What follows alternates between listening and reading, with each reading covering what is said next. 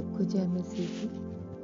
परमेश्वर का धन्यवाद आज के एक नए दिन के लिए जो परमेश्वर ने आज हमें दिखाया है। परमेश्वर हमें अपने पवित्र शास्त्र को बूझने के लिए हमारी समझ और बुद्धि को खोले कि ताकि परमेश्वर की जो गहरी बातें हैं वो उसके पवित्र वचन के द्वारा हम सीख सकें और प्रभु की जो कल्पनाएं, जो योजनाएं जो हमारे लिए हैं, जो हानि की नहीं लाभ की है, उन योजनाओं को हम परमेश्वर के पवित्र वचनों के द्वारा समझ सकें, जान सकें और प्रभु की सहायता के द्वारा हम उसके वचनों पर चलने वाले बन सकें। आज के इस पवित्र वचन पर परमेश्वर अपनी आशीष दे। हम सबको जो सिखाना चाहते हैं परमेश्वर, हम सब इस पवित्र वचन के द्वारा परमेश्वर की उन गहरी बातों को समझ सके जो वो हमें समझाना चाहते हैं, ताकि हमारे जीवन से परमेश्वर को महिमा मिले और हमारे जीवन में परमेश्वर बढ़े और हमारी मैं घटे।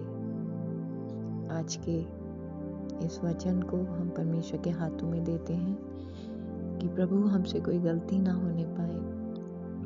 हमें पवित्र और शुद्ध मन देना प्रभु जी, कि हम शुद्ध मन के साथ, स्थिर आत्मा के साथ आपके वचन को जैसा आप चाहते हैं वैसे बांट सके। आमीन एंड आमीन।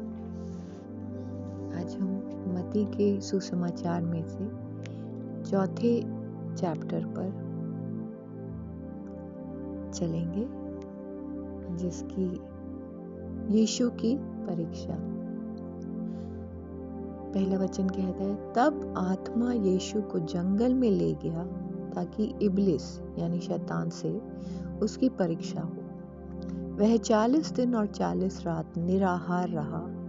तब उसे भूख लगी। तब परखने वाले ने पास आकर उससे कहा, यदि तू परमेश्वर का पुत्र है तो कह दे कि ये पत्थर रोटियां बन जाए। यीशु ने उत्तर दिया, लिखा है, मनुष्य केवल रोटी से नहीं परंतु हर एक वचन जो परमेश्वर के मुख से निकलता है जीवित रहेगा। हालेलुया। तीसरे चैप्टर में हमने देखा कि यीशु मसीह ने यूहन्ना बपतिस्मा देने के द्वारा बपतिस्मा लिया ताकि अपने परमेश्वर की आज्ञा को वो पूरी कर सके। अपने पिता की आज्ञा के अनुसार वो स्वर्ग से उतरकर इस दुनिया में आए ताकि अपने पिता की इच्छा को पूरी कर सके। और पिता की इच्छा ये थी कि वो मनुष्य के रूप में होकर बपतिस्मा ले। बपतिस्मा हमारे पापों की क्षमा के लिए होता है, लेकिन यीशु मसीह ने हमारे जैसा एक मनुष्य का रूप धारण करके, एक पापी मनुष्य बनकर उन सब व्यवस्थाओं को पूरी करा जो एक मनुष्य को करनी थी।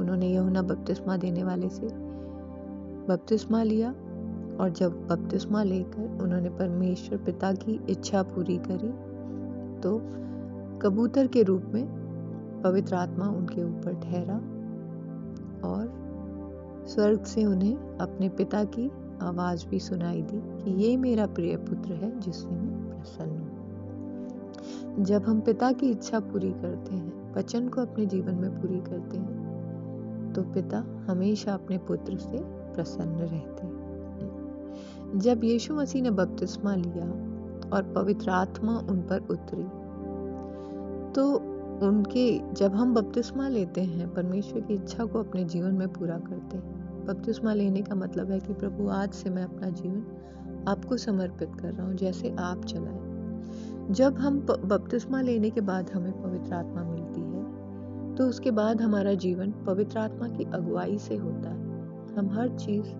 प्रार्थना करके और पवित्र आत्मा की अगुवाई से करने लगते हैं। यीशु मसीह के ऊपर भी जब पवित्र आत्मा उतरा तो सबसे पहले वो यीशु मसीह को जंगल में 40 दिन के उपवास के लिए लेकर गया।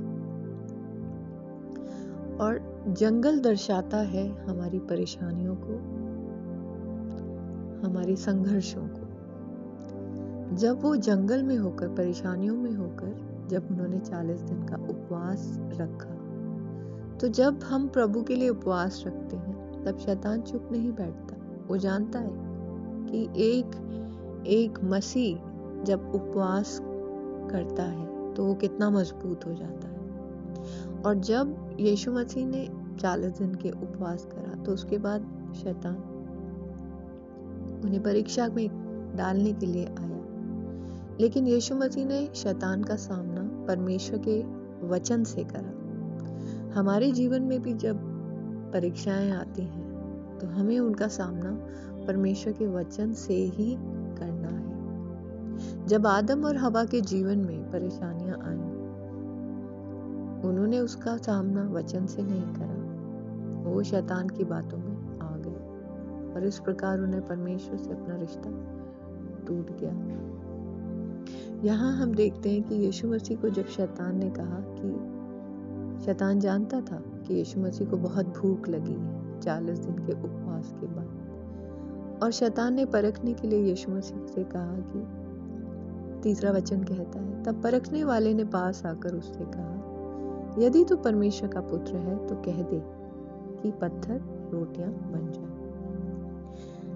शैतान का सबसे बड़ा परीक्षा करने का तरीका होता है कि जब हम परेशानियों में होंगे वो हमेशा हमसे बोलेगा कि क्या सचमुच तुमने बपतिस्मा लिया है? क्या तुम परमेश्वर के पुत्र हो? वचन कहता है कि हम विश्वास के द्वारा परमेश्वर के पुत्र और पुत्री कहलाएंगे। जो आत्मा में चलते हैं वो परमेश्वर के पुत्र और पुत्री कहलाते हैं, संतान कहलाते हैं। जितनों ने विश्वास किया उसको यीशु मसीह ने अपने पिता की संतान होने का अधिकार दिया। लेकिन यहाँ पर बपतिस्मा लेने के बाद यीशु मसीह ने अपने पिता की आवाज सुनी थी, ये है मेरा प्रिय पुत्र है जिससे मैं अति प्रसन्न। लेकिन शैतान हमारे रिश्ते को डाउट करने के लिए हमेशा हमें परीक्षा में डालेगा, जैसे कि उसने हमारे प्रभु यीशु मसीह को भी डालने की कोशिश करी। सबसे पहली चीज जो शैतान ने पूछी, यदि तू परमेश्वर का पुत्र है, यानी क्या सच में तू परमेश्वर का पुत्र है? यीशु मसीह जानते थे कि वो परमेश्वर के पुत्र हैं, लेकिन शैतान क्या कह रहा है कि अगर यदि तू परमेश्वर का पुत्र है तो परमेश्वर तो तेरे लिए कुछ भी कर देंगे। तो तुझे भूख लगी है तो तू उन पत्थर को रोटियां बना दे। यानी शैतान कहने की कोशिश कर रहा था कि जो पवित्र आत्मा का अभिषेक तुझे मिला है अपने पिता के द्वारा, तो तुम्हारे पिता तो स्वर्ग में हैं, इतने अमीर हैं, सब कुछ कर सकते हैं, तो अपने पिता को बोलो कि वो तुम्हारे लिए रोटी भेजे। लेकिन यीशु मसीह ने कैसे उत्तर दिया? वचन के द्वारा। उन्होंने कहा, लिखा है मनुष्य केवल रोटी ही से नहीं परंतु हर एक वचन से जो परमेश्वर के मुख से निकलता है जीवित रहेगा। यीशु मसीह ने उत्तर दिया कि एक मनुष्य जब परमेश्वर की संतान हो जाता है तो उसके लिए रोटी से ज्यादा जरूरी परमेश्वर का वचन होता है। वो परमेश्वर के वचन को पहले महत्व देगा, फिर अपने शरीर की रोटी को महत्व देगा। वो उसका जीवन परमेश्वर के वचन के अनुसार वो जीवित रहता है। जब तक एक आत्मिक मनुष्य, एक मसीह परमेश्वर के वचन खाता रहेगा, वचन पर चलता रहेगा, तब तक वो आत्मिक रूप से जीवित रहेगा। यानी यीशु मसीह ने परमेश्वर के वचन को शरीर की रोटी से ज्यादा महत्व दिया। लेकिन शैतान हमारे जीवन में कभी भी चुप नहीं रहेगा। जब हम परमेश्वर की संतान बन जाते हैं तो शैतान हमारे हर एरिया में, हर सेकंड हमें परीक्षा में डालने के लिए तैयार रहता है। जब शैतान ने देखा कि यीशु मसीह जंगल में थे, उपवास में थे, शरीर रूप से कमजोर हो गए थे, जब हमारी जिंदगी में शारीरिक परेशानियां आती हैं, हम बीमार होते हैं, कमजोर होते हैं, उदास होते हैं, तो शैतान को मौका मिल जाता है कि अरे यार तू तो उदास है, तू कमजोर है, तेरे पास खाना नहीं है, तेरे पास कपड़े नहीं है, तेरे पास अच्छी नौकरी नहीं है, तो तू परमेश्वर को क्यों नहीं बोलता?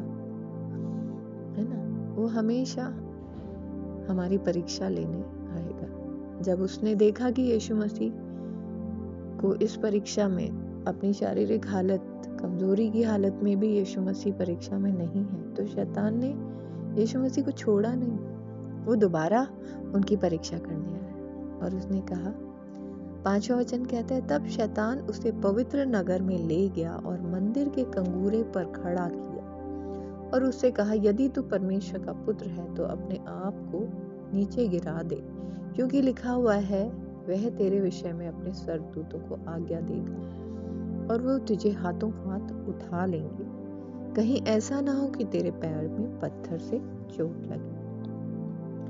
जब हम अपने आत्मिक जीवन में बढ़ते हैं, जब हमारी सेविकाई बढ़ती है, जब हमारे द्वारा बड़े बड़े काम हो रहे होते हैं, चंगाइयां हो रही होती हैं, उस समय भी शैतान उस सेविकाई से हमें गिराने की कोशिश करता है ना।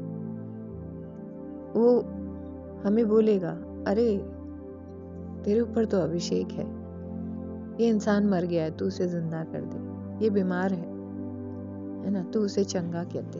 लेकिन नहीं, जब शैतान भी वचन जानता है, इसलिए यीशु मसीह ने शैतान को फिर से वचन से ही जवाब दिया। दूसरी बार भी जब शैतान यीशु मसीह की परीक्षा लेने आए, तो फिर उनके रिश्ते को डाउट करने के लिए, यदि तू परमेश्वर का पुत्र है तो नीचे गिरा दे। हमें सिर्फ किसी के कहने पर चमत्कार नहीं करना है।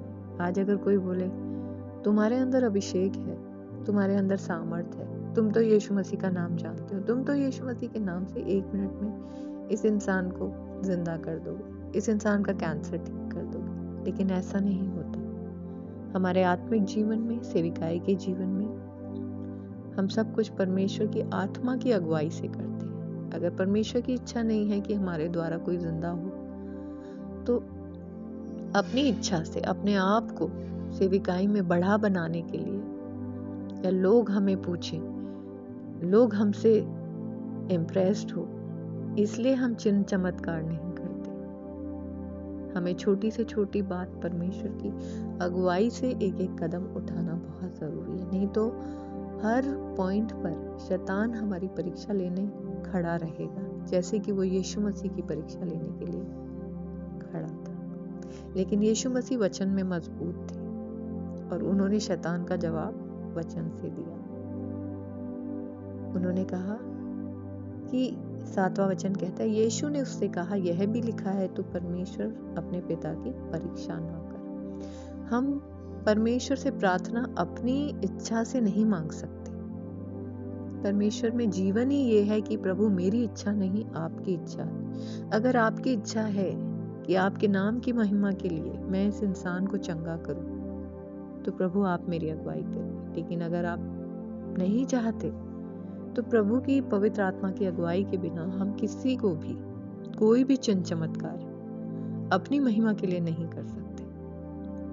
इसीलिए यीशु ने कहा कि मैं अपने पिता की परीक्षा नहीं करूंगा। मैं अपने पिता से ऐसी वो चीज करने के लिए या काम करने के लिए मैं नहीं कहूंगा जो मेरे पिता नहीं चाहते। 8वां वचन कहता है, फिर इब्लिस यानी शैतान उसे एक बहुत ऊंचे पहाड़ पर ले गया और सारे जगत का राज्य और उसका वैभव दिखाकर उसने कहा, यदि तू गिरकर मुझे प्रणाम करे तो मैं यह सब कुछ तुझे दे दूंगा। तब यीशु ने कहा, हे शैतान दूर हो जा, क्योंकि लिखा है, तू प्रभु अपने परमेश्वर को प्रणाम कर और केवल उसी की उपासना कर। तब शैतान उसके पास से चला गया और देखो, स्वर्गदूत उसकी आकर सेवा करने लगे। शैतान ने एक बारी फिर यीशु मसीह को कैसे कहा कि देख, अगर तू मेरी बात सुनेगा, अगर तू अपनी सेविकाई मेरी अगुवाई से करेगा, तो मैं तुझे बहुत ऊंचा स्थान दूंगा, महल दे दूंगा, पैसे दे दूंगा, गाड़ी दे दूंगा। सिर्फ तू लोगों को प्रचार कैसे करना है, जैसे मैं चाहता हूँ। तुझे परमेश्वर के वचन की सत्य वचन नहीं बोलना, कड़वे वचन मत बोलना। तू सिर्फ आशीष के वचन बोलना, जिससे लोग खुश होकर चर्च में आए। तू सिर्फ चिन्ह चमत्कार करना जिससे खुश होकर लोग चर्च में चर्च भर जाएं और वो परमेश्वर के सत्य वचन को ना जाने, उनकी आज्ञाओं को ना जाने। लेकिन यीशु मसीह ने क्या जवाब दिया कि नहीं, परमेश्वर का वचन कहता है तू प्रभु अपने परमेश्वर को प्रणाम कर और केवल उसी की उपासना कर। यानी सबसे पहले हमें अपने परमेश्वर की उपासना करना है और फिर उसकी सेवा करनी है। जब तक हम प्रभु के चरणों में नहीं बैठेंगे, प्रभु की धीमी आवाज को नहीं सुनेंगे, प्रभु के साथ हमारा रिश्ता मजबूत नहीं है, अगर हम ज्यादा से ज्यादा समय प्रार्थना में नहीं देंगे, प्रभु की आवाज, प्रभु की स्तुति आराधना नहीं करेंगे, तो बिना प्रभु की स्तुति आराधना करे हम प्रभु की सेवा कभी भी नहीं कर सकते। क्योंकि अगर हम परमेश्वर से हमारा रिश्ता मजबूत नहीं है, प्रभु के चरणों में बैठकर हमें आनंद नहीं आ रहा, उसके वचनों को सुनने में हमें आनंद नहीं आ रहा है, तो हम कभी भी परमेश्वर की महिमा के लिए सेवा नहीं कर पाएंगे। क्योंकि परमेश्वर की सेवा करने के लिए सबसे पहला जो काम हमें करना है वो है हमें अपने परमेश्वर की उपासना करना है और फिर उसकी सेवा करना। परमेश्वर के वचन पढ़े और सुने जाने से हम सबको आशीष मिले।